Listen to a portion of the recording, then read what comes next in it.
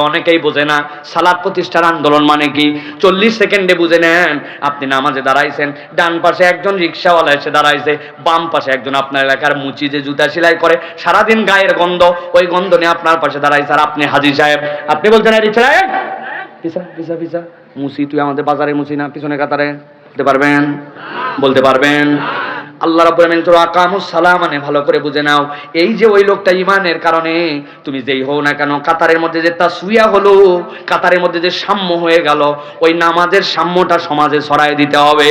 টাকা পয়সা কম বেশি, পজিশন কম বেশি থাকবে, কিন্তু মানুষের মৌলিক অধিকার পাওয়ার ক্ষেত্রে, ইনসাফ পাওয়ার ক্ষেত্রে, বিচার পাওয়ার ক্ষেত্রে, চিকিৎসা পাওয়ার ক্ষেত্রে, ঘর পাওয়ার ক্ষেত্রে, খাদ্য পাওয়ার ক্ষেত্রে দুনিয়ার কোনো মানুষের মধ্যে ভেদাভেদ থাকবে না।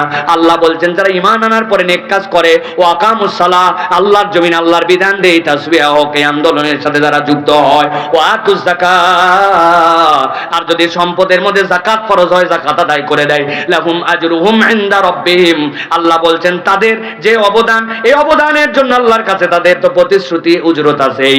আল্লাহ বলছেন সাথে সাথে দুইটা নিয়ামত আমি তাদের জন্য দিয়ে দিব, ওয়ালা খাউফুন আলাইহিম ওয়ালা হুম ইয়াহজানুন, আল্লাহ বলছেন তাদের কোনো ভয়ও নাই, তাদের কোনো দুশ্চিন্তাও নাই। সুবহানাল্লাহ।